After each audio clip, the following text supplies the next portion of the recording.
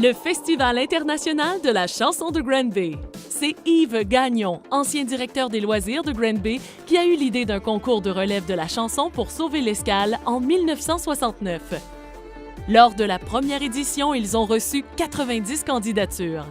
Avec un budget de 5 000 $, ils ont su attirer 4 800 spectateurs à l'escale durant 11 samedis consécutifs.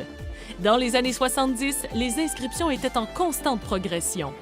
10 ans après sa création, le Festival international de la chanson de Granby est toujours en croissance avec un budget qui augmente à 124 000 $.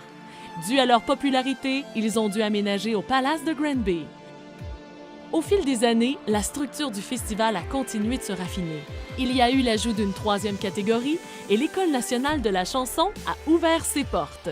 Le festival fut la porte d'entrée pour une panoplie d'artistes grandement connus sur la scène musicale francophone, tels que Linda Lemay, Isabelle Boulay, Luc de la Rochelière, Jean Leloup, Jean-François Brault et bien d'autres.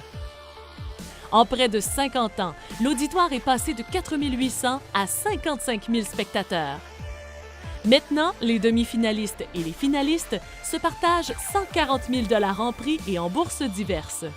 Au fil du temps, Pierre Fortier et son équipe de 8 employés permanents ont diversifié les activités du festival. Il y a eu l'ajout du Petit Festival de la chanson pour les 6 à 13 ans, ainsi que du Jamais trop tard pour les 14 à 17 ans.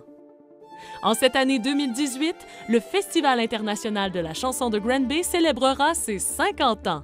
Pour cette édition spéciale, le budget dépassera les 3 millions et comprendra entre autres 4 spectacles extérieurs gratuits ainsi qu'une deuxième scène dédiée aux 18 à 35 ans au Parc Daniel Johnson. Depuis sa mise en poste en 2007, M. Fortier a démontré être un grand visionnaire.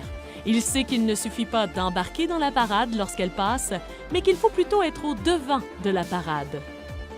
Félicitations au Festival international de la chanson de Granby, notre bâtisseur 2018.